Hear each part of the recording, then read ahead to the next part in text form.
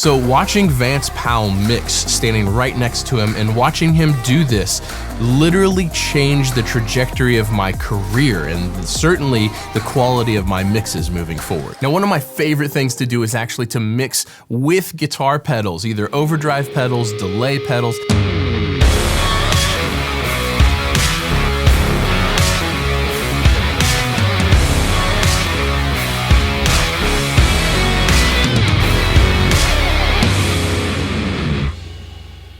Hey everyone, Colt Capperrune here. Thanks for stopping by for another video.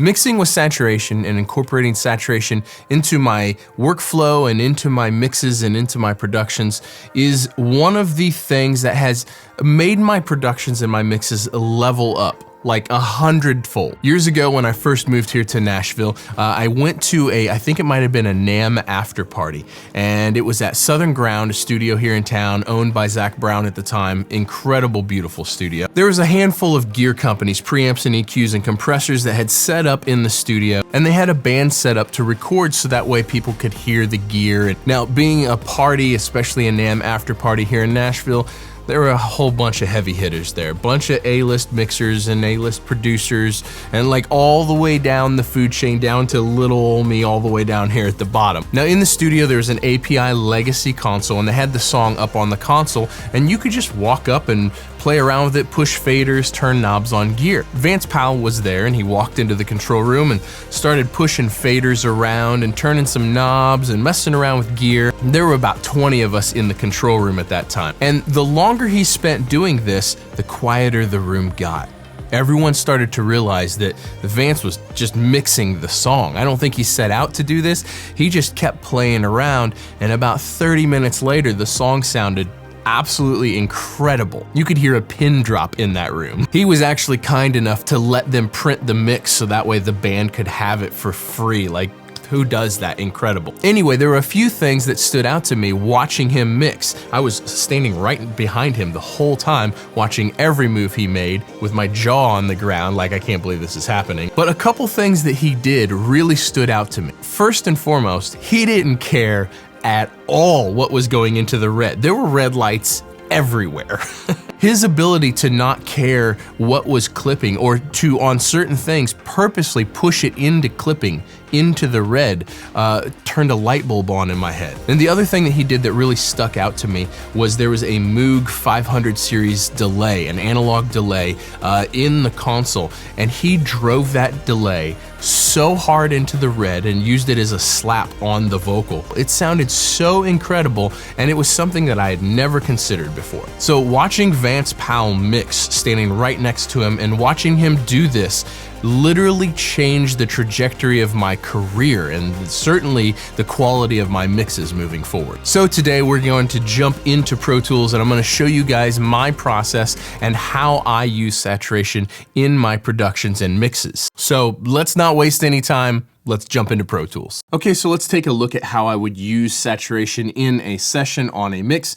This song is called Good for Nuthin. It's by an artist named Clayton Shay. Unfortunately, thanks to copyright issues here on YouTube, I can't actually play you the completed mix, the whole thing. So I'm gonna play you pieces at a time, show you exactly what I've done here, but I would urge you to go listen to the song on your own. The song turned out incredible. It's a really good use of a lot of saturation within a song. So I'll put Spotify and Apple Music links down below so you can go check the song out. Please do so. Okay, so let's take a listen to the drums before any saturation. Here's what they sound like.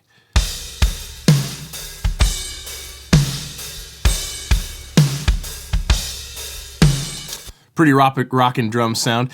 So the first thing that I've done is on the kick track, and this is post hardware insert. So this is after EQ and after compression. I've added the Analog Design Black Box plugin from Brainworks or from Plugin Alliance. This is one of my favorite saturation plugins. So I'm gonna unbypass this. I'm gonna put this back in while this is playing. Listen to the change on the kick drum. Here we go.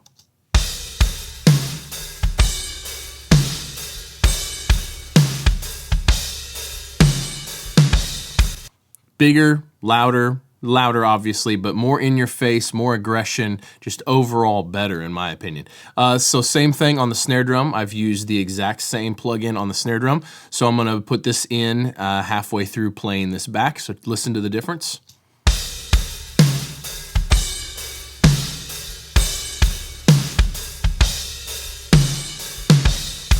I really like on the snare drum how it makes things a little bit more sizzly. Kind of brings up the bottom, the actual snares, the metal wire snares under the snare drum. I love this on snare drum. And for drums, I also put this on one of my parallel drum buses. So I've got my hardware insert right here, which is my Tube Tech. And then on the parallel drum bus, we've got this saturation. So I'm gonna put this in while it's playing. Here we go.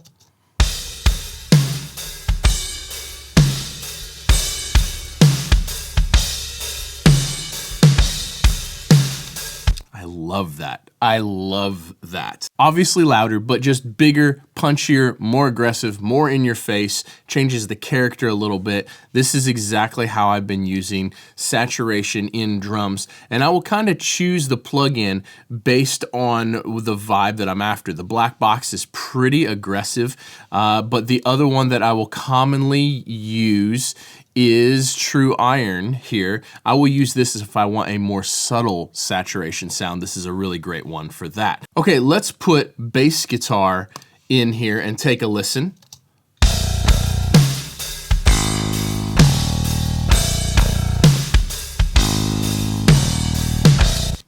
Unbelievable. So this plugin right here is by a company called Kit. This has really quickly become my favorite Neve channel strip, but not just my favorite Neve channel strip, also one of my favorite saturation plugins. I'll put a link to all of these, everything you see in the video, I'll put a link down below, but this is the Kit BB N105 V2, but that's a mouthful, but the important thing here is that this is modeled from the Neve console in Blackbird Studios. It's incredible. So obviously there's gonna be a significant jump in volume here, but let me bypass the saturation in this and then I'll put it back in. Here we go.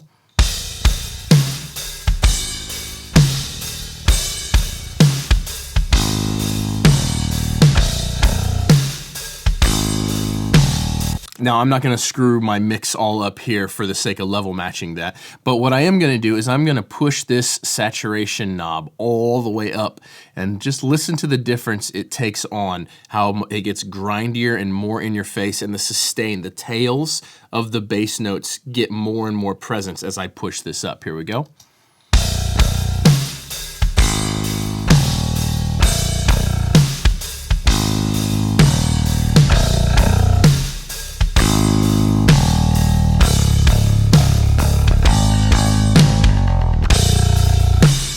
That's so good. Maybe I should have turned it all the way up in the mix. Okay, so let's take a listen to the vocal here. Again, on this particular song, I'm using the black box once again, and let's listen to it for a second, and then I will put this back in while we are listening. Here we go.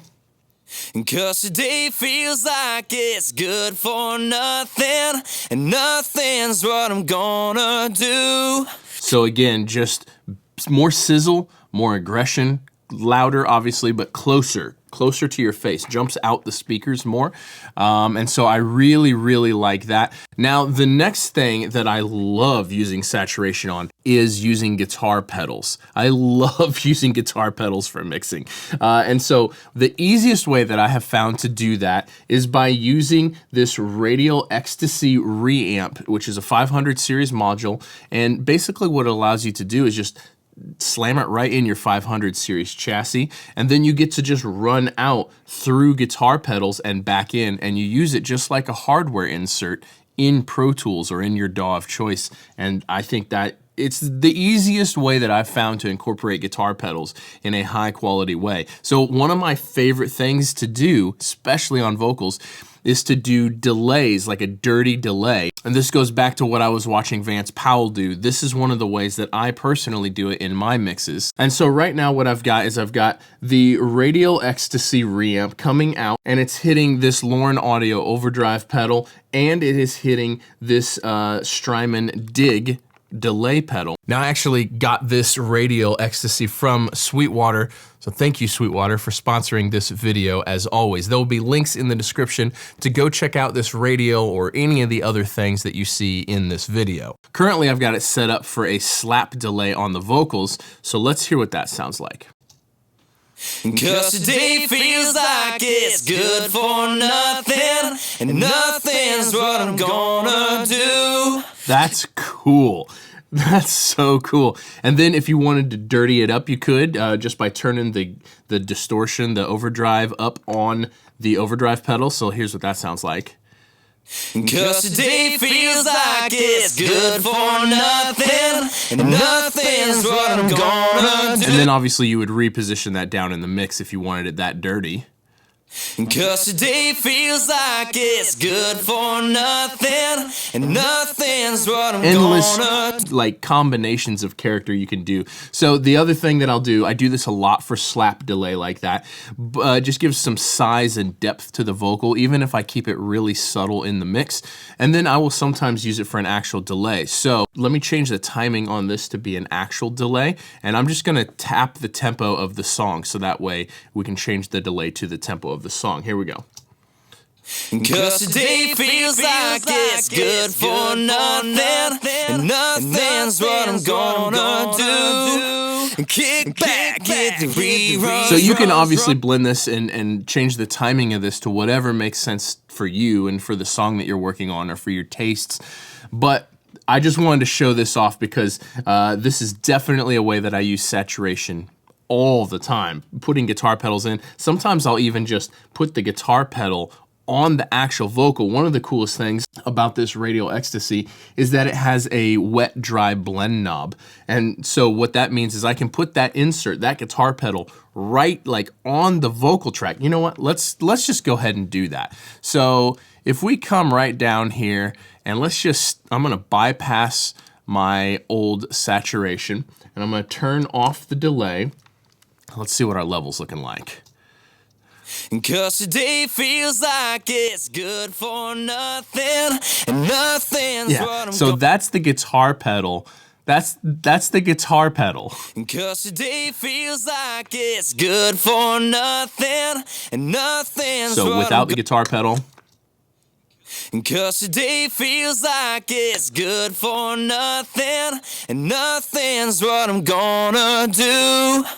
Kick back, get the reruns running, maybe crack a cold one or two, and everything will have to wait. I'm busy wasting time away. Get into a full fuzz. That's super cool. Like that you can put a guitar pedal right on a vocal or right on a bass guitar or hell, right on an acoustic guitar or clean electric guitar. Anyway, this is one of the coolest, most fun things that I have here is the Radial Ecstasy, and being able to do it like that is just, that's so neat. Okay, and the last place that I use saturation all the time is on my mix bus. Now I do this post compression and post EQ, and on this song, again, I'm using the black box. This plugin just had the character, the overall character that I was looking for a lot of instances in this song. Unfortunately, I can't play you the difference on the mix bus or I'll get a copyright strike. So again, links in the description to go listen to the song completed. It's released. Thanks to Clayton for letting me use your song in this video. Go check out the Radial Ecstasy because I cannot recommend that enough. And I'll put links to all of these plugins down here, the black box, and the kit Neve channel strip is incredible as well. So go check all of those out. Now, one of the choices that I have to make when I'm using saturation is whether or not it's going to be used with compression or without compression. And so the mindset that I want to get you guys into is what compression does is it squashes dynamic range. So the loudest parts and the quietest parts become closer together. Now, if you put a saturation plug-in or a guitar pedal or anything after compression, what that means is there's going to be less variance in how much saturation or distortion is on that particular source. Now, what I mean by this is if you picture a kick drum, say a kick drum wave file, obviously the loudest part of the kick drum is right at the beginning, so there would be a lot of saturation or distortion on that peak and much less on the tail, on the resonance, because the loudest parts of the signal always get the most saturation or distortion, just like compression. And so if I want something to be more evenly saturated or more evenly distorted, I will compress it first, so that way the difference in volume between the loudest parts and the quietest parts are much closer together, and then that will make the saturation much more even across it. Don't forget to check out the links in the description below to check out everything that we talked about today, the Radial Ecstasy, so you can mix with guitar pedals, the plugins that I used, everything. They'll all be linked down below. Thank you guys so much for watching. I hope that this helped you. Let me know what your favorite part of this was, or if you hated all of it. Let me know in the comments down below. And if you haven't yet, don't forget to subscribe, and I appreciate that very much. We'll see you guys in the next video. Peace.